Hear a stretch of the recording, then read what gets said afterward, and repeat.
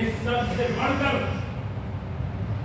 بعض مرد و عورت ان کا نکاح کبھی طور پہ ختم ہو چکا ہوتا ہے، اس کے باوجود وہ سالوں سال میاں بیوی کی زندگی گزارتے ہیں اور پنچائی کے لوگوں کے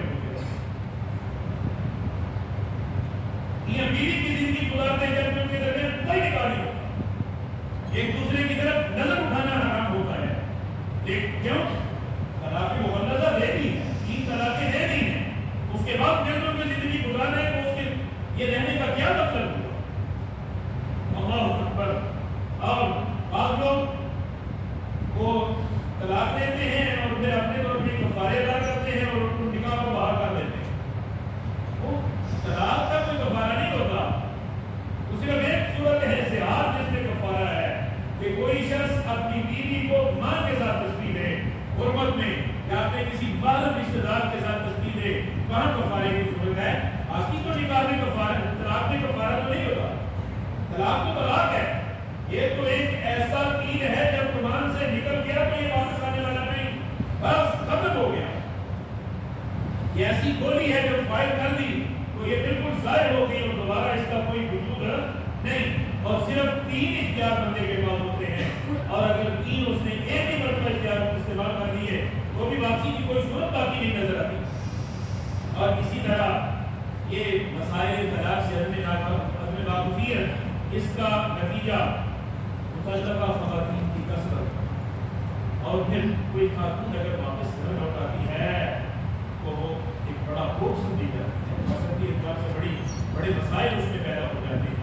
تو اس حوالے سے مسائل کو سمجھ اور اچھی طرح سمجھ جنہیں کی جو موقع ہوتا ہے اس میں تو کچھ آداب اور کچھ تنبیہات ہی ہوتی ہیں، اختصار کے ساتھ میں آپ کے سامنے ذکر کر دیتا ہوں، لیکن اس کے لیے آپ کی پوری توجہ میری طرف ہوگی تاکہ میں آپ کے سامنے بات ذکر کروں اور وہ بات آپ اچھی طرح سمجھ لیں۔ اللہ تبارک و تعالی ہمیں ہمیشہ اس خرابی سے محفوظ کرے، اللہ ہمارے گھروں کو، ہمارے بچوں کو، ہمارے بھائیوں بہنوں کو، سب کو اللہ اس خرابی سے محفوظ کرے، لیکن علمی اعتبار سے اس کا جاننا، اور اللہ نہ کرے کبھی کوئی معاملہ ایسا پیش آ جائے تو واقفیت ہونی چاہیے تاکہ بہت بڑی خرابی نہ آنے پائے، اور ایسی اگر خرابی ہو بھی تو اس حال میں ہو تو اس کا ازالہ ہو سکے، اور بغیر کسی منہ کالا کیے اس کا ازالہ بہتر انداز سے ہو سکے اور آپس میں رشتہ دوبارہ قائم ہو جائے۔ اس کے لیے کیا ہے؟ الفاظ طلاق کے حوالے سے یہ 2 قسم کے الفاظ ہوتے ہیں، ایک صریح اور دوسرے کنایہ۔ صریح وہ الفاظ ہوتے ہیں کہ کوئی لفظ، کوئی جملہ بولا، اس کے بعد اس کی وضاحت کی ضرورت ہی نہ ہو، صریح ہے، جیسے میں کھانا کھا رہا ہوں، صریح ہے بالکل میں کھانا کھا رہا ہوں۔ اور کنایہ ہوتا ہے کہ کوئی ایسا لفظ استعمال کیا جائے جس میں 2-3 احتمال باقی ہوں، یعنی اس کا کوئی اور معنی لیا جا سکے۔ الفاظ صریح لفظ طلاق میں جس میں کوئی اور معنی مراد نہ ہو سکے، وہ چند الفاظ ہیں بڑے، وہ اپنی زبان میں بھی کوئی خاص طور ہو سکتا ہے۔ مثلا لفظ طلاق سب سے زیادہ صحیح ہے، کوئی شخص اپنی بیوی کو طلاق اس انداز سے دے کہ اس کو کہے کہ تجھے طلاق ہے، میں نے تجھے طلاق دی، تو وہ ایک طلاق ہو جائے۔ الفاظ کنایہ یہ ہوتے ہیں کہ لڑائی جھگڑا ہو رہا ہے، الفاظ کنایہ میں 2 چیزیں ہوتی ہیں، ایک تو نیت میں کیا ہے اور دوسرا یہ دیکھا جاتا ہے کہ حال کیا ہے۔ مذاکرہ طلاق چل رہا تھا، میاں بیوی کے آپس میں فائٹ ہو رہی تھی، لڑ رہے تھے، لڑتے لڑتے بیوی کی طرف سے کوئی مطالبہ آیا طلاق وغیرہ کا، اس نے بھی آگے سے اس کو جواب دے دیا، تو طلاق ہو گئی۔ یہ کہے کہ میرا یہ مطلب نہیں تھا، یہ مطلب نہیں تھا، تو نہیں، عورت کا سوال ہے، آپ نے اس کا جواب دیا ہے، اب وہ لفظ کون سے ہیں، الفاظ کی وجہ سے یہ فیصلہ کیا جا سکتا ہے کہ یہ طلاق رجی ہوئی ہے یا طلاق قائم ہوئی ہے۔ اللہ اکبر۔ اور اسی طرح طلاق کی 3 قسمیں ایک اعتبار سے کی جاتی ہیں، طلاق احسن، حسن اور بدعی۔ اور اسی طرح طلاق میں جو شرع نے تدریج سکھائی ہے، اگر وہ تدریج ملحوظ خاطر رہے 50% اور اس سے بھی زیادہ طلاقیں نہ ہونے پائے اگر اس ترتیب کو فالو کر لیا۔ اس ترتیب میں کیا ہے؟ قرآن مجید نے 5 مراحل کا خصوص ذکر کیا۔ پہلا مرحلہ کیا ہے؟ اللاتي تخافون نشوزهن فعظوهن، وہ خواتین جن کی طرف سے آپ نافرمانی کا خطرہ محسوس کریں، لڑائی ہو رہی ہے، گڑبڑ ہے، نافرمانی ہے، ذمہ داریوں کا احساس نہیں ہے، تو پہلا مرحلہ، پہلا سٹیپ یہ ہے کہ فعظوهن، ٹھنڈے دل سے بیٹھ جائیں، لڑائی جھگڑا نہیں، غصہ نہیں، پیار کے ساتھ بیٹھ جائیں اور بیٹھ کے آپ طے کر دیں کہ یہ روز کی کھیل اچھی نہیں ہے، یہ لڑائی اچھی نہیں ہے، کچھ لے دے کے آپس میں طے کر لیں، کچھ اپنے حقوق چھوڑیں، کچھ فرائض زیادہ ادا کریں اور کچھ ادھر سے کمپرومائز، دونوں طرف سے معاملہ ہوگا تو چلے گا۔ فعظوهن، باز کیا بہتر انداز سے گفتگو کی جائے، اچھی گفتگو کے ساتھ، اچھی بات چیت کے ساتھ اس معاملے کو سلجھا دیا جائے اور آئندہ اس خرابی سے اعتراض کیا جائے اور بچا جائے۔ یہ پہلا مرحلہ۔ اگر اس سے معاملہ ٹھیک نہ ہو تو دوسرا مرحلہ جو ہے وہ اس سے بڑا ہے اور بڑا سخت، اور یہ باقیہ عورت کے لیے تو بہت سخت ہے۔ کیا ہے فَاهْجُرُوهُنَّ فِي الْمَضَاجِعِ، گھر میں رہتے ہوئے علیحدگی اختیار کرنا، موڈ بنا لینا، ناراضگی کرنا، ناراضگی کا اظہار کرنا، ایک جگہ پہ رہتے ہوئے، ایک بستر پہ سوتے ہوئے ایک دوسرے کی طرف متوجہ نہ ہونا، یہ دوسرا مرحلہ ہے۔ آیات اور سمجھ جاتی ہے۔ اس مرحلے سے بھی اگر مسئلہ حل نہ ہو تو تیسرا مرحلہ ہے قانون کے دائرے میں رہتے ہوئے قدر سختی کرنا، جس کو فَاضْرِبُوهُنَّ کے ساتھ تعبیر کیا گیا بلاد، اور اس کی تعبیر کی گئی ہے کہ ایسا کہ جس کی وجہ سے نشان نہ پڑے، قانون کے دائرے میں رہتے ہوئے سختی کرنا، اس کو میں نے الفاظ کے ساتھ تعبیر کر رہا۔ اور چوتھا مرحلہ یہ ہے، یہ 3 مرحلے گھر میں ہیں، گھر کا معاملہ گھر میں سیدھا ہو گیا، کوئی خطرہ نہیں ہے، کسی کو پتا بھی نہیں چلا کہ میاں بیوی میں کوئی بات چلی ہے یا کوئی بات ہوئی ہے۔ تو اگر یہ معاملہ ان تینوں مرحلوں میں ٹھیک نہ ہو تو چوتھا مرحلہ ہے کہ دونوں خاندانوں میں سے مخلص اور غیر خواہ لوگوں کو تلاش کیا جائے اور وہ اس معاملے کو سلجھائیں، ان کے سامنے مسئلہ رکھا جائے کہ ہمارا یہ رشتہ بگڑ رہا ہے، اس میں فساد آ رہا ہے، اس میں آپ بہتری کی کوشش کریں۔ قرآن مجید نے کہا کہ یرید اصلاحا یوفق اللہ بینہما، اگر دونوں اصلاح کی کوشش کریں، دونوں خیر خواہ ہوں تو یوفق اللہ بینہما، اللہ ان دونوں کے درمیان موافقت پیدا کر دے۔ کبھی کسی نے ان مراحل کا خیال رکھا؟ طلاق دینے والوں میں سے کبھی کسی نے مراحل کا خیال کیا؟ بات ہو رہی ہے، فائٹ ہو رہی ہے اور درمیان میں اسی فائٹ میں فائر ہو جاتے ہیں طلاق، 3 4 ہزار طلاق۔ اللہ اکبر۔ ایک مرتبہ حضور صلی اللہ علیہ وآلہ وسلم کے سامنے ذکر کیا گیا کہ ایک بندے نے اپنے بیوی کو 3 اکٹھی طلاقیں دے دی ہیں۔ حضور صلی اللہ علیہ وآلہ وسلم بیٹھے تھے، غصے سے کھڑے ہو گئے اور کہنے لگے کہ تم اللہ کی کتاب سے کھیلو گے اور میں تمہارے درمیان موجود ہوں۔ یہ بات آپ دہراتے رہے کہ ایک صحابی کھڑے ہوئے کہنے لگے یا رسول اللہ مجھے اجازت دیں میں اس کی گردن اڑا دوں۔ حضور صلی اللہ علیہ وسلم نے اس قدر غصہ، آپ صلی اللہ علیہ وسلم کی تنبیہ کرنا مقصود تھا، کسی کو کوئی اس طرح آپ صلی اللہ علیہ وسلم کو مزاج میں پڑے گا، لیکن یہ خرابی اتنی بڑی تھی کہ حضور صلی اللہ علیہ وسلم نے غصے کا اظہار بھی بڑے سخت انداز سے کیا، کھڑے ہو کے بیٹھے اور بار بار اس کے اوپر تنبیہ کرتے رہے اور ڈانٹ دلاتے رہے، جھڑکتے رہے کہ یہ کتنی بری حرکت ہے، 3 طلاقیں اکٹھی، انتہائی نامناسب بات۔ ایسے ہی ایک شخص حضرت عبداللہ بن عباس کے پاس آ کے کہنے لگا میں نے اپنی بیوی کو 100 طلاق دے دی۔ حضرت عبداللہ بن عباس نے کہا 3 طلاقیں تو واقع ہو گئی ہیں، باقی 97 وہ جو ہیں انہیں اللہ کی کتاب کے ساتھ کھلواڑ کیا۔ معاملات کو دل کا حضور اللہ کے ساتھ رکھنا ہے. یہ اللہ کی حدیں ہیں, ان اللہ کی حدوں کو پامال نہ کیا جائے. اللہ اکبر.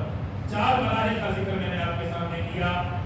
واعظ و نصیحت, رخ پھیر دینا, ہلکی پھلکی تنبیہ, سرزنش, سختی, اور چوتھے نمبر پہ خیرخواہ لوگوں کو, اچھے لوگوں کو تماشا بنانے والے, تماشا دیکھنے والے نہ ہوں. رشتہ داروں میں ایسے بھی ہوتے ہیں نا, رشتہ داروں میں سے خیرخواہ لوگوں کو دیکھ کر ان کے معاملہ سپرد کیا جائے, انہیں یہ ٹاسک دیا جائے کہ ہماری آپس میں ایسی مصالحت کروا دو کہ یہ خرابی ختم ہو جائے. اگر یہ چاروں مراحل کا اگر نہ مصالحت کر جدائی ہی جدائی کی طرف جا رہے ہیں تو پھر 5واں مرحلہ جدائی کا ہے. وہ جدائی کیسے ہو؟ 3 اکٹھی طلاقیں دینا بالکل ناجائز, بالکل ناجائز. اللہ کی کتاب کے ساتھ کھیلنے اور کھلواڑ کرنے کے ساتھ اس کو تعلیم کیا گیا.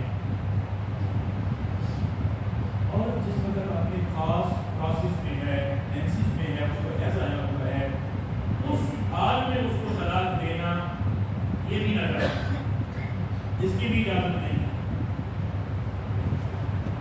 عورت حاملہ ہے, آپ کا بچہ اس کے پیٹ میں, اس حال میں طلاق دینا یہ بھی ناجائز. ہاں, ان حالات میں اگر کوئی شخص طلاق دے گا, 3 بھی دے گا, باقی 3 ہو جائے گی, بھائی ہو گئے, اس نے اپنا بیڑا غلط کر دیا, جو خرابیاں ہونی تھی وہ ہو گئی. لیکن شریعت نے روکا ہے کہ ایسا نہ کیا جائے. اگر کسی نے کیا تو حکم ثابت ہو جائے گا. شریعت نے قتل کرنے سے منع کیا ہے کہ نہیں؟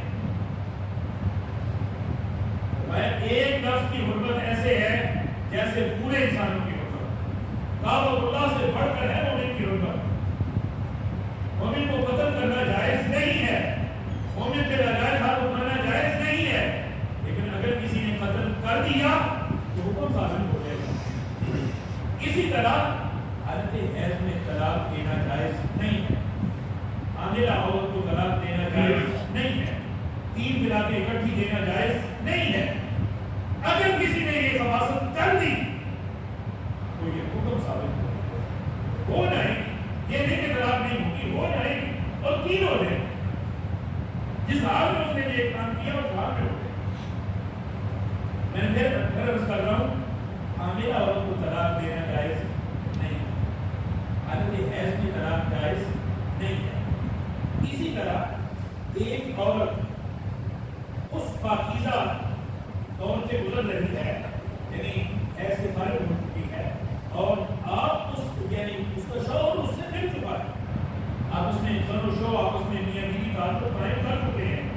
اس دور میں, اس پاکیزگی کے ایام میں, ان خوشگوار ایام میں بھی طلاق دینے کی اجازت نہیں. اگر طلاق دینی ہے تو انتظار کریں. جب طلاق دینے کے لیے انتظار کا موقع آ جائے گا تو پھر سوچنے کا موقع مل گیا نہیں مل گیا. آپ کی بندہ موقع ہو سکتا ہے عورت اپنے پاکیزگی کے ایام میں آ جائے. پاکیزگی کے ایام میں آئے, میاں بیوی کو آپس میں ایک دوسرے سے ملنے کی ضرورت ہے, اس کے باوجود وہ ضرورت پوری نہیں کر رہا اور طلاق دے رہا ہے. تو مطلب یہ کہ اس کو واقع کرنا ضروری ہے جس کی وجہ سے وہ جو چاہتا ہے. اور پھر اس حالت میں چاہیے یہ کہ 2 گواہ کم از کم حاضر کر دیے جائیں اور ان کے سامنے صرف ایک طلاق دے دیں. وہ گواہوں کو سامنے لانا اور ان کے سامنے طلاق دینے یہ پھر ایک رکاوٹ ہے. وہ ہے کہ سوچنے کا موقع, سوچنے کا موقع, سمجھنے کا موقع, موقع میں موقع ہے. پھر کتنی طلاقیں دے دیں؟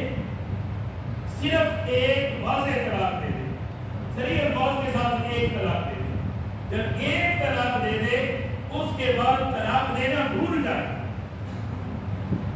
عورت کا اگلا پروسیس آ جائے, مینسز کا دوسرا آ جائے, تیسرا گزر جائے, تیسرا گزرنے کے بعد عورت کی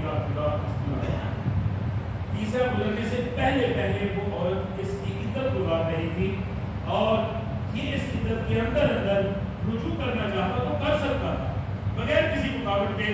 آپس میں ایک دوسرے کے ساتھ صلح کرنے تو صلح کر سکتے تھے. لیکن جس وقت اس کی عدت گزر گئی, اس کے بعد رجوع کرنے کا بھی موقع گزر گیا.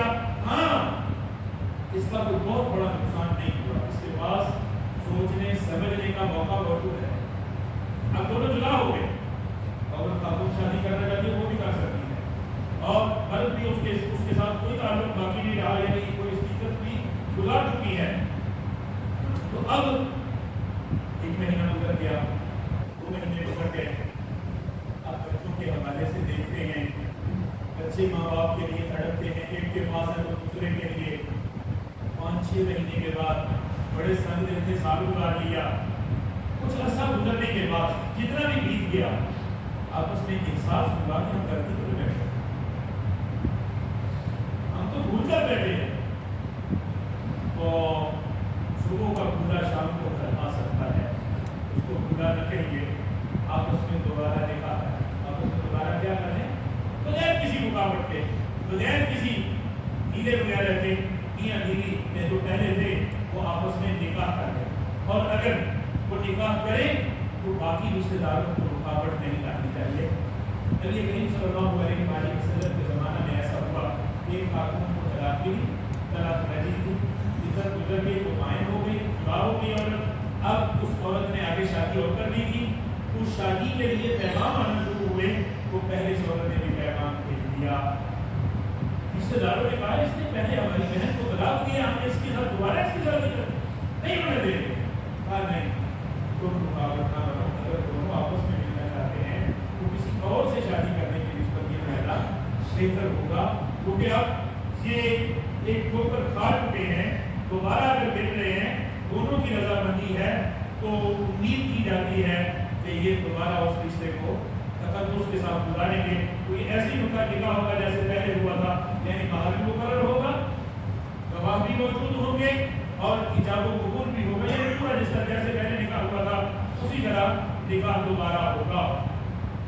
اس اور 3 طلاقیں دینا بڑے ہی دکھ کی بات ہے کہ لوگ جس پر بعض لوگ تو پہلے سب کچھ کرتے جاتے ہیں، اور بعض لوگ کسی اسٹام کوچ کے پاس چلے جاتے ہیں یا کسی وکیل کے پاس چلے جاتے ہیں۔ اکثریت الا قلیل شاید کوئی ہو جس کو یہ سبق ہو کہ مسائل طلاق ہیں کیا، وہ کلامے سے بھی اور یہ اسلام کوشوں کے وہ ہمارے پاس لوگ مسائل پوچھنے کے لیے آتے ہیں اور وہ اپنی تحریریں لے کے آتے ہیں۔ کوئی تحریر میں نے آج تک نہیں دیکھی جس میں کوئی عقل کی بات نہیں کی۔ اوپر عنوان کیا ہوتا ہے، طلاق ثلاثہ مغلظہ فلاں فلاں فلاں، ان ظالموں کو بری طلاقوں کے جتنے نام آتے ہیں وہ بھی ان ظالموں کو ان کا معنی بھی نہ آتا ہو وہ سب کے سب لکھ دیتے ہیں، بیڑا غلط کر دیا۔ اور اسی طرح کچھ قوانین کے اندر بھی حکم موجود ہے، اس کی بھی اللہ کرے اصلاح ہو جائے۔ ارباب حلوات کو چاہیے کہ ان معاملات کو بھی دیکھا جائے اور اس میں جو سہولت اور آسانی کی راہ ہے اس کو اختیار کیا جائے، اور جو شریعت کے مطابق ہے اس طریقہ کار کو اختیار کیا جائے۔ بہرحال اس صورتحال کو اگر مد نظر رکھا جائے تو پھر خرابی نہیں ہوتی۔ اسی طرح اگر طلاق کرایا ہے، ایک طلاق کرایا دی ہے تو اس میں عدت تو ہوتی ہوتی ہے، لیکن عدت میں نکاح نہیں، رجوع نہیں ہو سکتا، آپس میں نکاح ہو سکتا ہے۔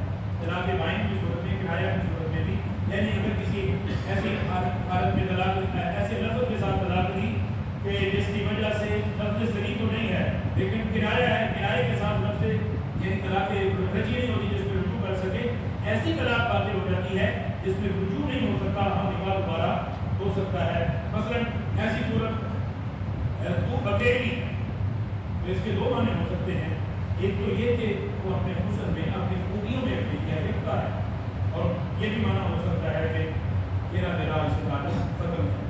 تو اگر اس طرح کا کوئی لفظ استعمال کیا ہے تو یہ طلاق قائم ہو جاتی ہے، رجوع کرنے سے کام نہیں چلے گا، دوبارہ نکاح کرنا ہوگا، دوبارہ اس طلاق کے لیے دوبارہ نکاح کی ضرورت ہوتی ہے۔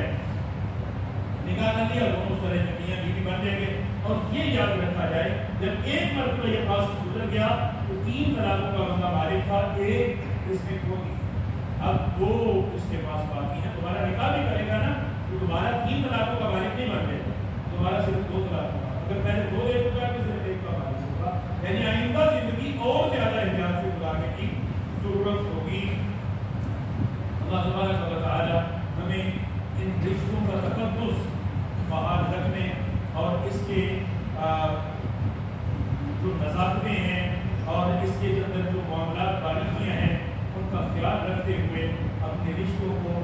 انصاف کے ساتھ خیرخواہی کے ساتھ اچھے انداز سے نبھانے کی توفیق عطا فرمائے اور ہر طرح کی خرابی